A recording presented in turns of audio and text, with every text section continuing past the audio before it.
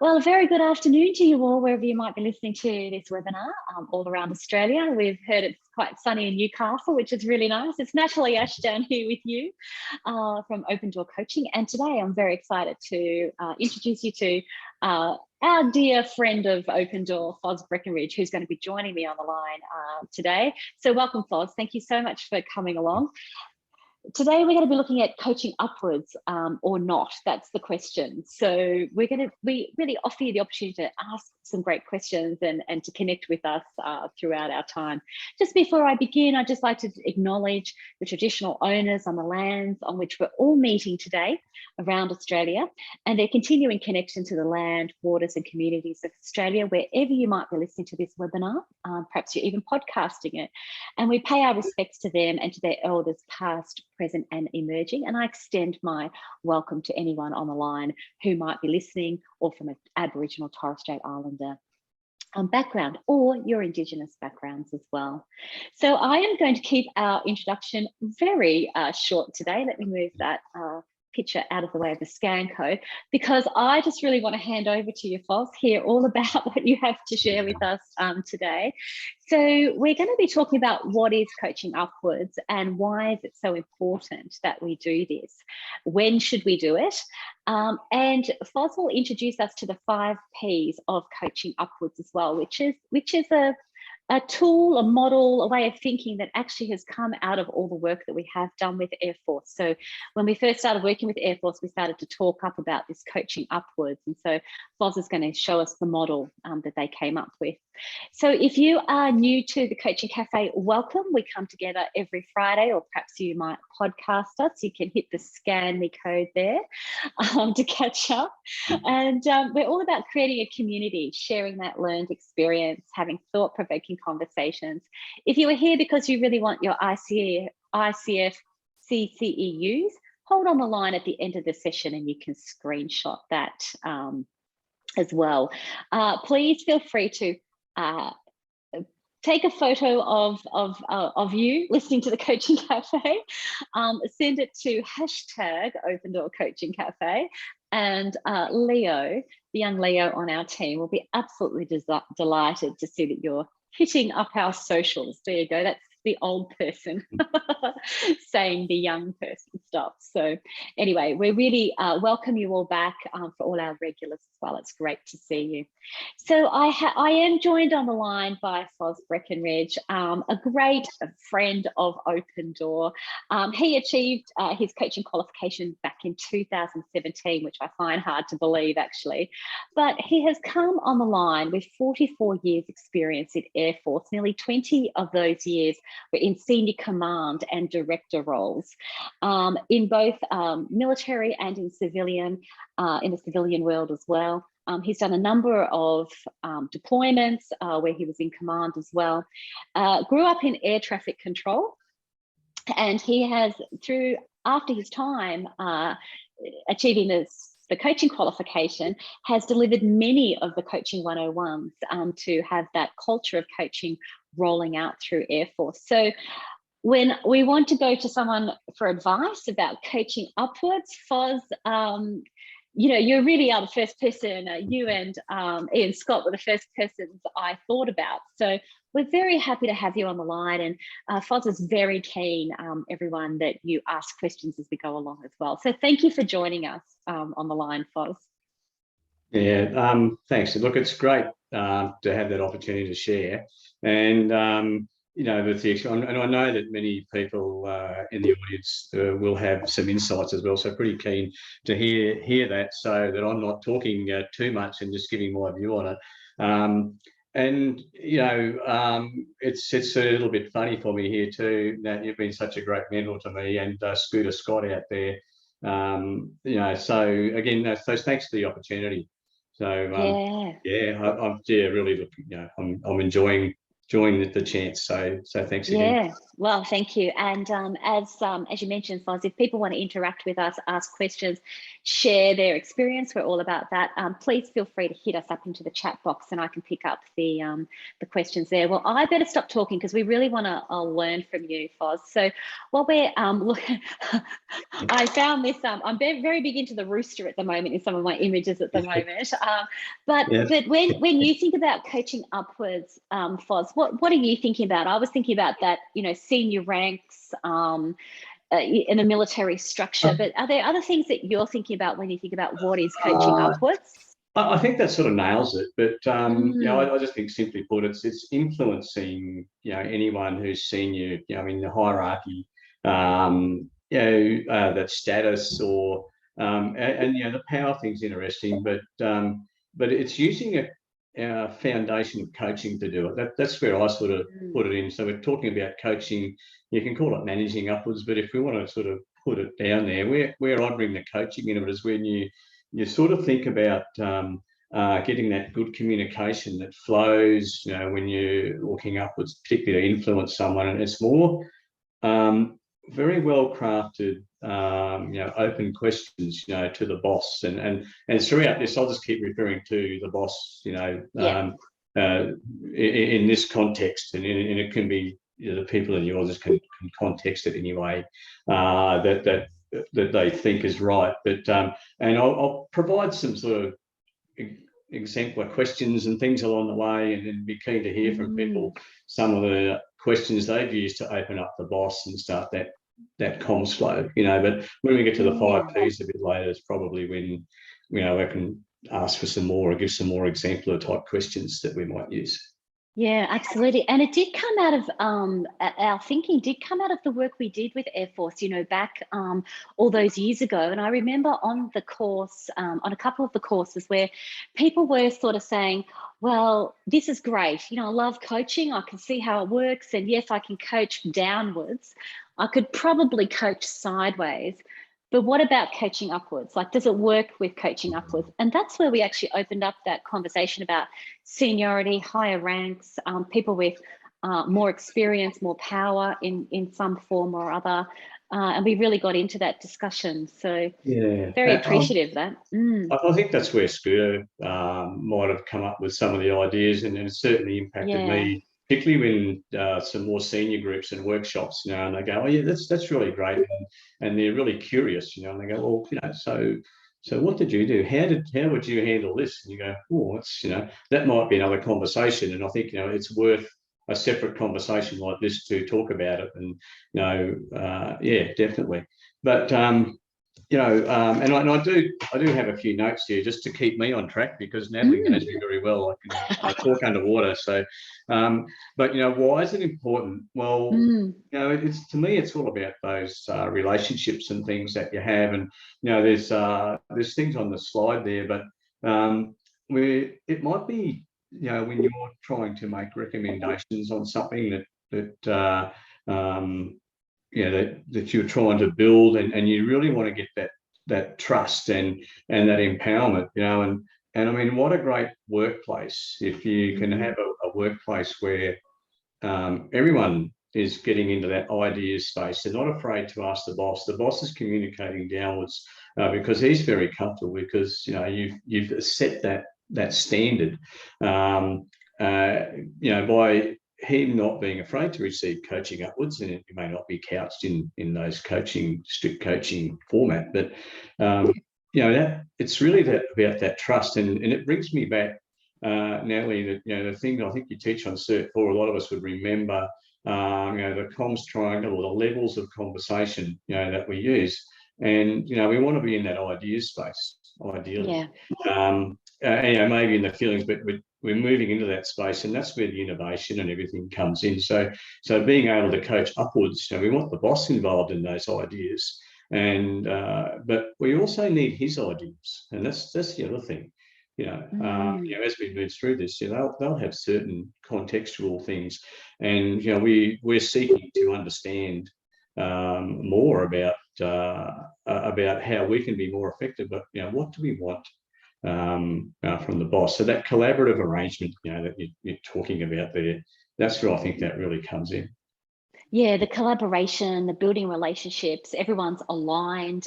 These are some of the reasons why coaching upwards is important, so that we can speak up, as you say, and we can unlock that innovation. Rather than taking those just doing what the boss says, we can actually do that bit of coaching upwards as well. I think I like that idea about the walking the talk as well, so that because I have been on programs where people have said, why are we doing this program? Why aren't my bosses doing the program? So there's often a feeling amongst middle management in particular that we're the ones that always have to come on the program, as opposed to why aren't the bosses? Why aren't the bosses coming on the program? So Lisa's backing me up on that. Yeah, and Lisa, you might, and Lisa will jump in too. It's always the bosses always want a short version. They always want the 1 hour version of coaching, leader as coach, as opposed to, a 3 hour session. So a bit of a vibe around that. Yeah, Ian and I have seen that when we've been delivering some abridged versions, to senior leadership groups, but Ian makes a good point there in his thing where an isolated boss, he can dampen the initiative if he's not getting your ideas, but also conversely, you're not seeking to understand where he's coming from as well, which I think is in. So what I'm going to bring out is more of a, when we get into this, the two-way type piece, that's so important to it. Yeah, and thank you. I can see Ian Scott, you've joined us on the line. Very appreciative of you joining us. Yeah, so he says without all those points listed, the isolated boss dampens the initiative. So if there's not that communication and collaboration going on, dampens innovation, dampens initiative. Lisa talks about, heard it so many times that, why do we have to do it? And Michelle agrees. So we're onto the same thing here. So we talked about when, why it's important, but we've got some ideas here around when do we need to do it, or when should we do it? And we're differentiating here, Foz, between, well, it might be that the manager, the boss initiates the conversation, or maybe you actually need to initiate that conversation as well. Did you want to comment a bit more about that? Yeah, I guess so. If the boss is initiating it, he might be looking at, it's some return on some a direction that we're going with the organisation, or a decision that he's made. Quite often they might seek confirmation of it.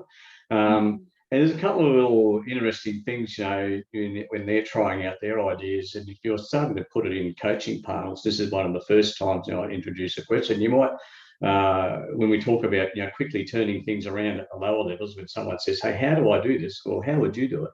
When the boss says, "Well, what do you think of that?" And you say, "Oh, that's it. It looks pretty okay, but what do you think of it, boss? What sort of feedback are you getting?" And you can, and that gives you that inroads into that conversation. You're building trust quickly with that sort of questioning. And that does work, and I'm sure there's so many contextual situations where you can do something like that. I mean, they could come back and say, "Well, hang on, I'm asking you," and you might want to take a slightly different tack with your questioning, but we'll cover that off a little bit later on with the 5 Ps as well. I mean, if you're getting a more detailed response to someone too. And it's sort of in facilitating more instructional techniques as well. But you just sort of say, well, how did that answer that for you, boss?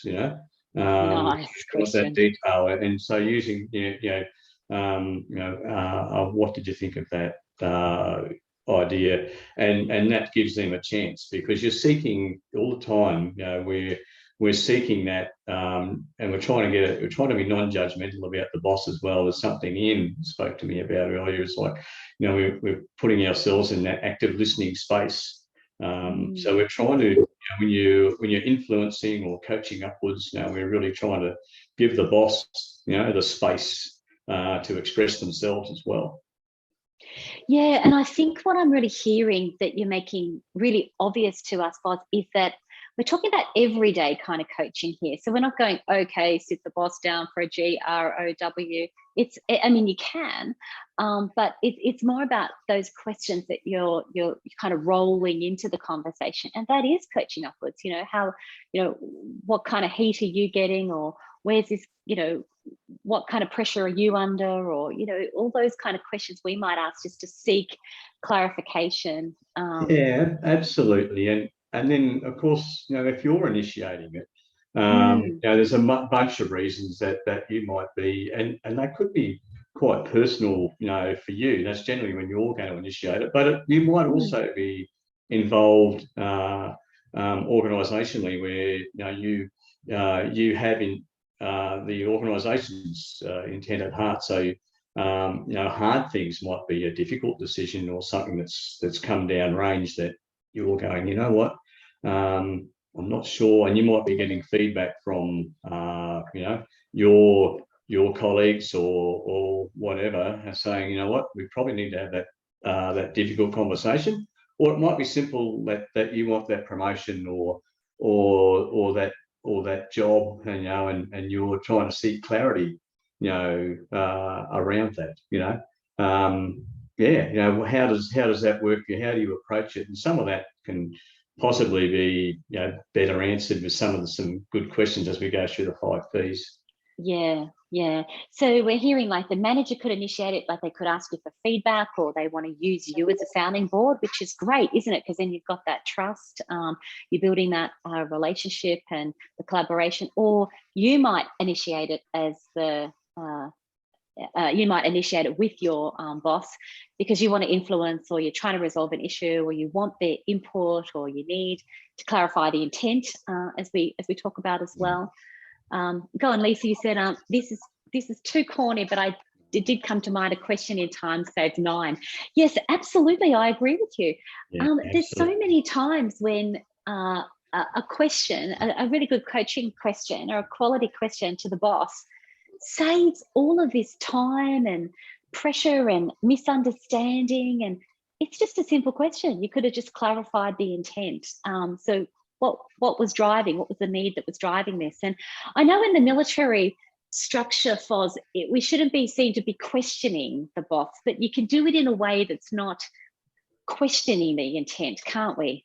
Yeah, absolutely. So it's things like that's a good idea.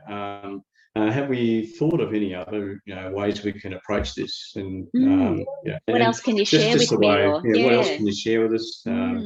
What do you have any concerns about this that you want to how would you see that working out? And it's a case of opening up that dialogue. So I think it comes right back. But I agree with Lisa completely. And when we get to that phase with those 5 Ps, certainly there's a point there when you're picking a time and place to do things, and it's a case of what the conversation is that you're having. If it's about you, it may not be immediately necessary, or it might be something that you want to do. And quite often we do say, don't waste time, because sometimes if you let things fester, it gets harder to have the conversation. Yeah, and as Ian pointed out as well, just even asking the boss, well, what's your gut telling you about this, boss? Yeah. What a great question. And it's not, as I said, that automatic GROW. We will still use those questions, but we're kind of just rolling them in.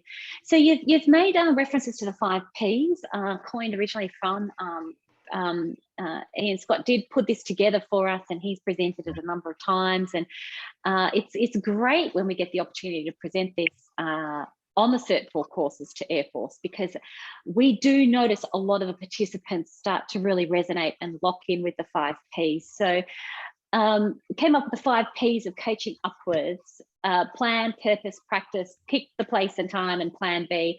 Foz, do you want to spend the time we've got left over, and feel free to jump in with questions or comments as you've been doing, everybody on the line, but would you like to step us through, tell us about these 5 Ps?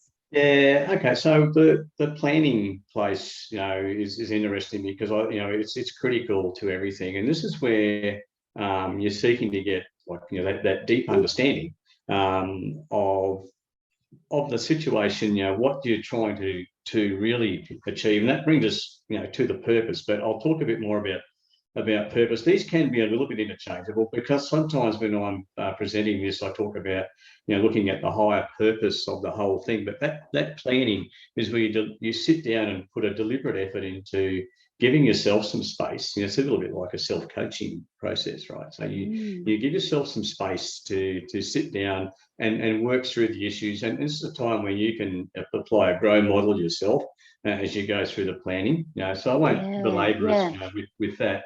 But this is where your coaching skills, I think, come into it, and when you start to think about your key listening skills too. So, okay, so I want to engage the boss. I want to understand what his issues are.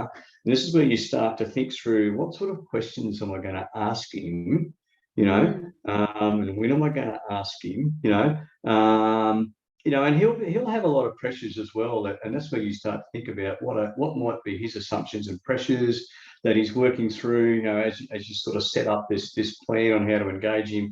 Are there, there's time constraints, resourcing, if it's an issue that you're trying to change,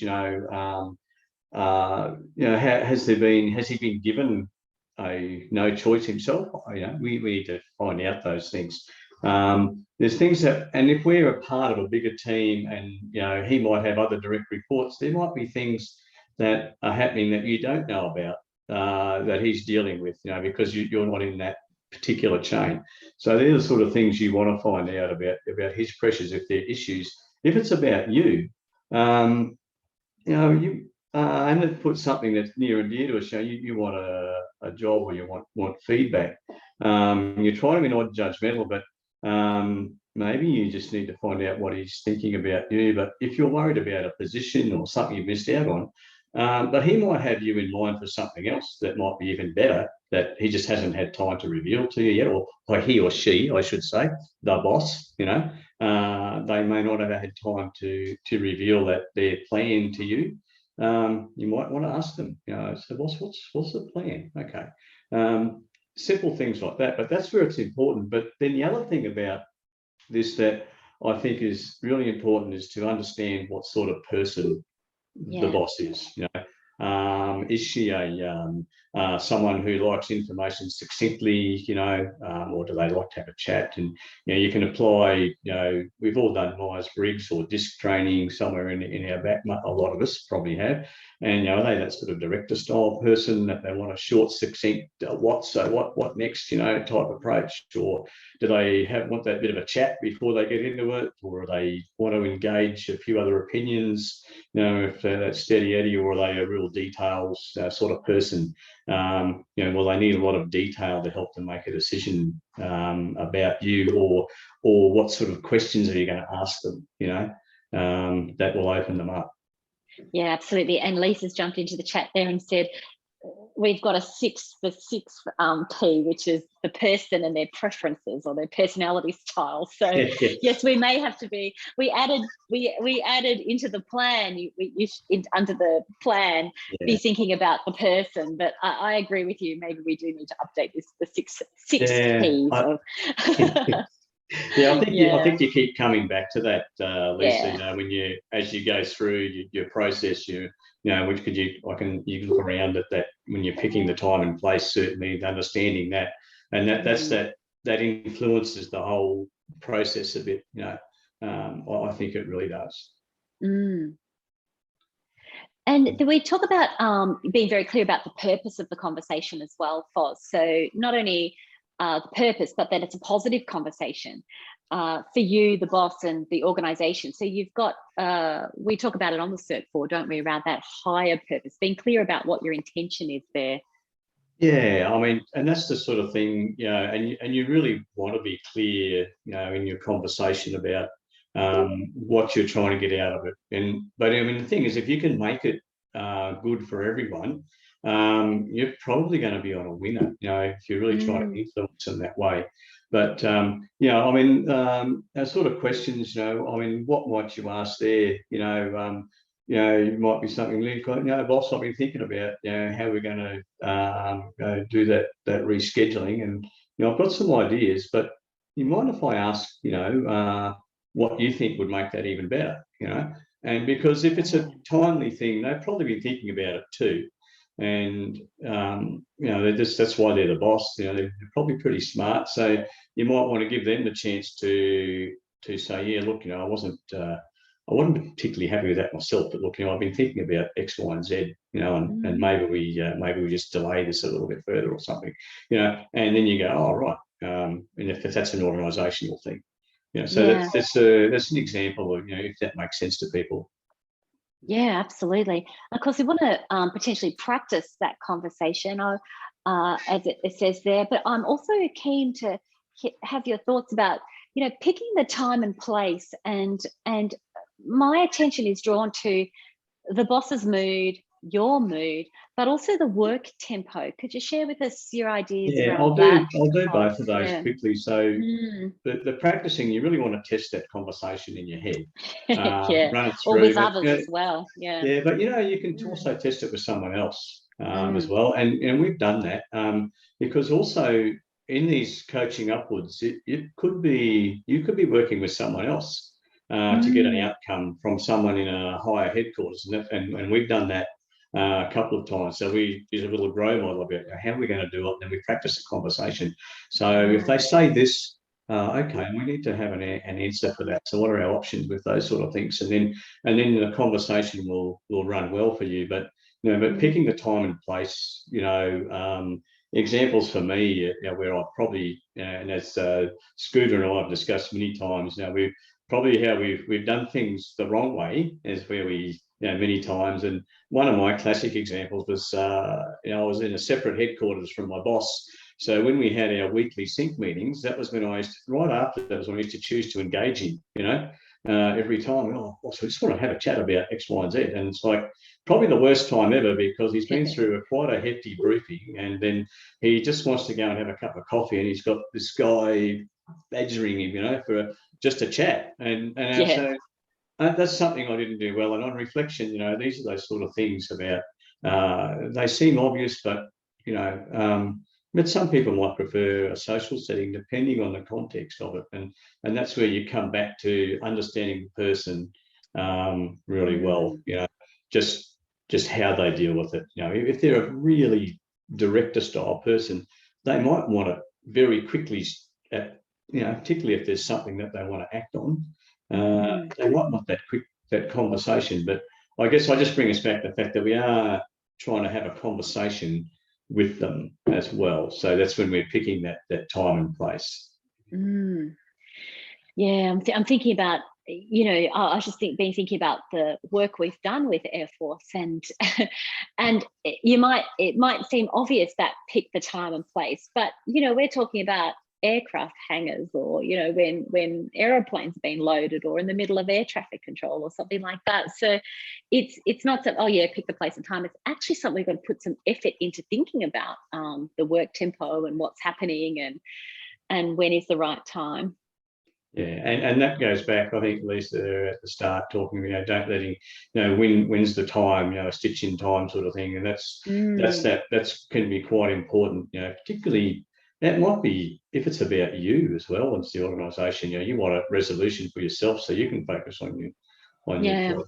And it's like, look, hey boss, look, I'm really losing a bit of concentration. Do you mind if I had this conversation? We're going to move on. I've got this great idea, and I think if we implement it like right now, do we have time to have a quick chat? And these are the same ways. Yeah.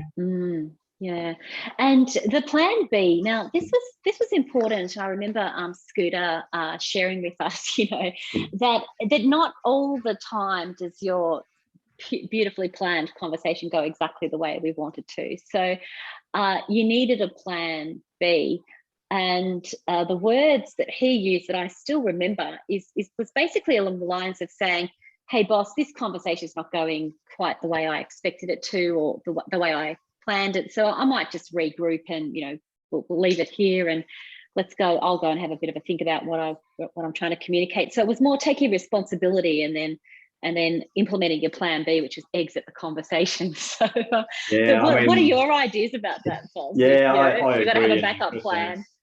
Scooter's been one of my mentors, so we sort of it is it's good. That is definitely right up there in your plan B. Is like okay, have an exit strategy.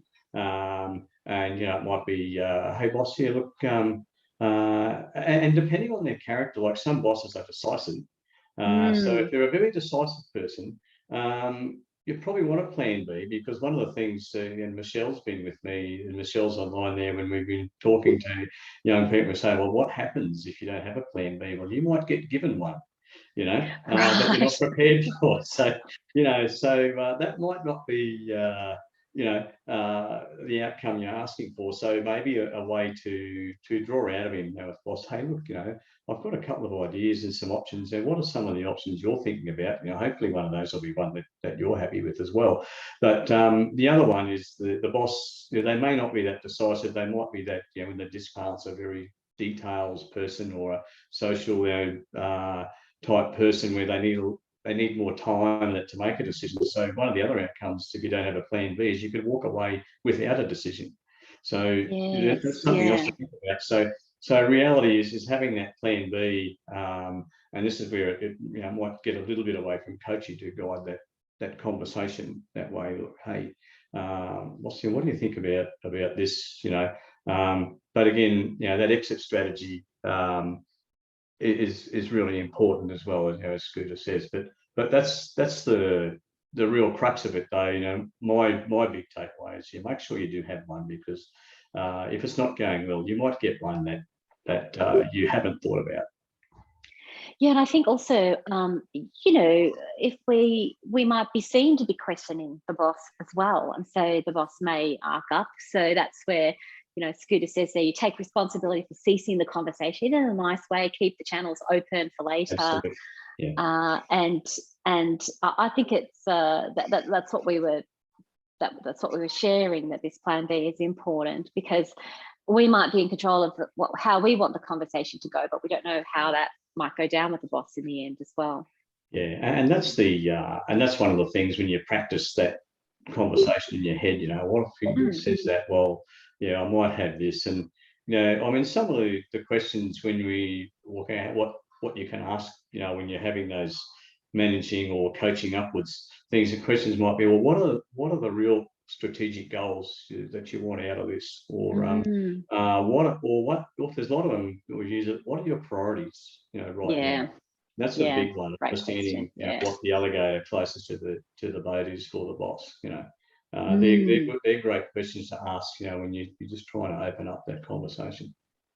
Yeah, and I know we're right on time, but I just had this also visualization whilst you were talking there, Foz, that there could, as with everything, there could be a continuum of informal conversations where we're just having everyday coaching upward conversations, through to maybe a more formal coaching upwards conversation where we are really going to have a plan and practice and the plan B. So maybe there's something else we could talk about next time we catch up, about some sort of continuum of coaching upwards as well with the boss. So anyway. And I think that brings it back to right at the start, what a wonderful workplace it would be. Infinite empowered workplace where those ideas are going up and down. The boss is active. Yeah, exactly. People are not afraid to put their ideas forward, and I think that's where that continuum really kicks in. And then builds innovation, builds collaboration, builds trust, coaching upwards, downwards, sideways. It's, I think the vision is that we don't distinguish. It's just the way we do things around here, which is obviously what we're trying to do more broadly. Yeah. Yeah, wonderful. I think that's the nirvana that I think we're sort of striving for, and I think as coaches that we should be striving for. Yeah, absolutely. Well, I mean, we all know that we could talk on this topic and, for a long time, but, I just want to really thank you, Foz, for sharing, coming on the line. It's such a privilege. You've been in Air Force and in senior ranks for many, many years. So your ability just to share so openly with us, I think, is what we are all grateful for. Just a shout out to anyone that might be interested in the Cert 4. You can scan the code there. Also to the alumni, we do have coaching buddy nights on, so watch out for those. Bridget runs those nights. Great opportunity to practice your coaching and to connect with people around coaching if you want to clock up some more coaching hours. The Leader as Coach program is going really well now in its new format. So if you're interested in finding out about that truncated version of Leader of Coach, you can contact us as well. So I'm sorry we have to leave it here, Foz, but thank you Yeah, me so too. much on behalf of the alumni. It's wonderful to have your input and your knowledge. So I really thank you. Oh, thanks, Nat. It's been a privilege, and thank you, everyone that's turned up. Well, as you always say, happy Friday if you're listening to this live on Friday, wherever you might be listening to this around Australia and also internationally.